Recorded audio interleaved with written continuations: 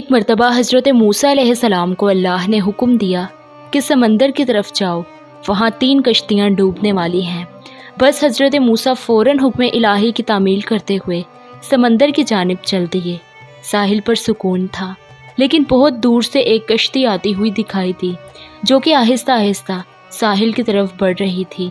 بس ابھی وہ کنارے سے کچھ ہی فاصلے پر ہی تھی کہ حضرت موسیٰ علیہ السلام نے آواز دی کہ اے کشتی والو، اللہ کا حکم آنے والا ہے، ہوشیار رہنا۔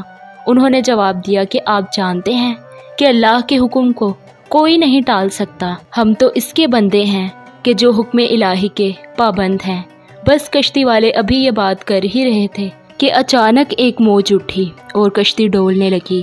سوار اپنے آپ کو بچانے کی کوشش کرنے لگا کہ اتنے میں ایک اور زبردست موج آئی اور کشتی کو اپنے ساتھ بہا کر سمندر کی تہہ میں لے گئی۔ بس تھوڑی ہی دیر میں ایک اور کشتی نظر آتی تو حضرت موسیٰ علیہ السلام نے انہیں بھی خبردار کیا اور کہا کہ ذرا محتاط ہو کر آنا۔ انہوں نے بھی پہلے والوں ہی کی طرح جواب دیا کہ جو کچھ ہونا ہے وہ ہو کر ہی رہے گا، اور کشتی کو کنارے کی طرف لاتے رہے، یہاں تک کہ ساحل کے قریب آتے آتے یہ کشتی بھی ڈوب گئی۔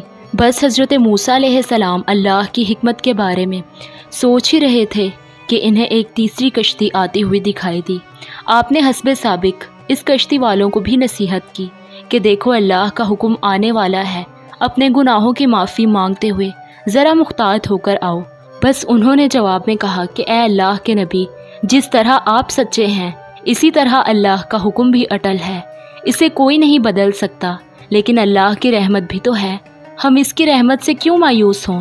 لہٰذا ہم اللہ کی رحمت پر بھروسہ کر کے آ رہے ہیں، اور وہ اپنی رحمت کے صدقے میں ہمیں ضرور امن و سلامتی کے ساتھ کنارے پر پہنچا دے گا۔ بس کشتی والوں کا یہ جواب سن کر حضرت موسیٰ علیہ السلام خاموش ہو گئے۔ جب کشتی بحفاظت کنارے آ لگی تو اللہ کے پیغمبر سوچنے لگے کہ اللہ نے 3 کشتیاں ڈوبنے کا فرمایا تھا، 2 تو ڈوب گئیں لیکن تیسری سلامتی کے ساتھ کنارے آ لگی، یہ کیسے بچ گئی؟ بس ارشاد باری تعالیٰ ہوا کہ اے موسیٰ، آپ نے سنا نہیں کہ تیسری کشتی والوں نے کیا کہا؟ انہوں نے میرے حکم کو تسلیم کیا، میری رحمت کو آواز دی اور اس پر پورا توکل اور بھروسہ بھی کیا تھا، تو اس لیے یہ کشتی میری رحمت کے طفیل بچ گئی، کیونکہ جو بھی میری رحمت کا طلبگار ہوتا ہے میں اسے نا امید نہیں کرتا۔ بس حدیث میں آتا ہے کہ اللہ تعالیٰ نے جب مخلوقات کو پیدا فرمایا تو عرش پر لکھ دیا کہ میری رحمت میرے غضب پر غالب ہے۔